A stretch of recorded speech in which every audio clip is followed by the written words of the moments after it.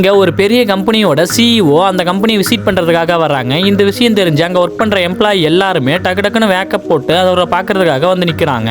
ஏன்னா இந்த கம்பெனியோட சிஇஓ ரொம்ப அழகா இருப்பாரு, அதனாலதான் இந்த பொண்ணுங்கெல்லாம் அப்படி பண்ணுவாங்க. அந்த நேரம் ஒரு பொண்ணு லேட்டா வருவா. அவ வேக வேகமா வந்து அந்த லைன்ல நிக்கும் போது ஒரு பொண்ணு தெரியாம அந்த பொண்ணை தள்ளி விட்டுருவா. இவன் நேரா போய் ஆப்போசிட்ல நடந்து வந்த சிஇஓ மேலே விழுந்து தெரியாம அவரை கிஸ் பண்ணிடுவா. இவ கிஸ் பண்ண அடுத்த செகண்டே அவரோட பாடி டிஃபரெண்டா ரியாக்ட் ஆகி அவரோட கண்ணுல ஒரு ஸ்பார்க் கிரியேட் ஆகும். இவளும் தெரியாம பண்ணிட்டேன்னு சாரி சொல்லுவா. சடனா அந்த சிஇஓ அந்த பொண்ணை ஹக் பண்ணிடுவாரு. இதை பார்த்து எல்லாருமே ஆச்சரியப்படுவாங்க. நீ எதுக்கு சாரி சொல்றன்னு சொல்லி அந்த பொண்ணு கேட்டுட்டு இருக்கும்போது அந்த அசிஸ்டன்ட் வந்து அந்த பொண்ணை இழுப்பாரு.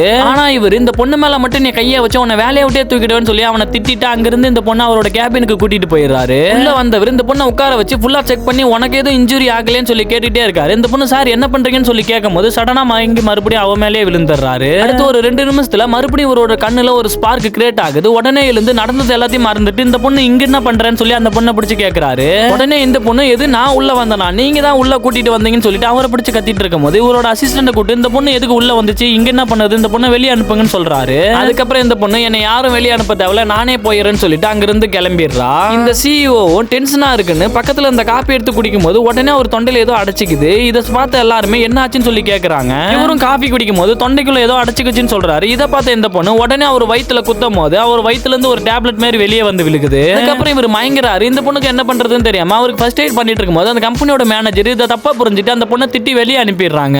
நான் அவருக்கு உதவி தான் செஞ்சேன், சரி நான் அங்கிருந்து கிளம்புறேன்னு சொல்லிட்டு அங்கிருந்து போயிடுறா. அவ போன அடுத்த செகண்டே இவரும் மயக்கத்துல இருந்து தெளிஞ்சிடறாரு. எழுந்து பார்த்தா மறுபடியும் ஒரு கண்ணுல ஸ்பார்க் மாதிரி கிரியேட் ஆகி எங்க அந்த பொண்ணுன்னு மறுபடியும் கேட்க ஆரம்பிக்கிறாரு. அங்க இருந்த ஸ்டாஃபும் இவர்கிட்ட சார் நீங்க தான் ஃபர்ஸ்ட் வெளியே அனுப்ப சொன்னீங்க, இப்ப நீங்களே யார் அனுப்பிச்சுன்னு சொல்லி கேட்டா எப்படிங்கன்னு சொல்லி கேட்கும் போது நான் ஏதோ வெளியே அனுப்ப சொன்னா, நான் அப்படி ஒன்னும் சொல்லலன்னு சொல்லி இவர் சொல்றாரு. இதை கேட்ட இவரோட அசிஸ்டன்ட்க்கு இவருக்கு என்ன ஆச்சு, ஃபீவர் ஏதாவது அடிக்குதான்னு சொல்லி செக் பண்ணும் போது உடனே கையை தட்டி விட்டு அந்த பொண்ணை போய் ஃபர்ஸ்ட் கூட்டிட்டு வாங்கன்னு சொல்லிட்டு அங்கிருந்து உட்கார்ந்துறாரு. அதுக்கப்புறம் அந்த சிஓ என்ன நினைச்சாரா தெரியல, எல்லா ப்ராப்பர்ட்டியும் அந்த பொண்ணு பேர்ல எழுதி வச்சிராரு. இதை பார்த்து அசிஸ்டன்ட் ஒரு சாதாரண பொண்ணுக்காக இதெல்லாம் பண்றீங்களான்னு சொல்லி கேட்கும்போது அது சாதாரண பொண்ணுல என்னோட வைஃப்னு சொல்லிடுறாரு.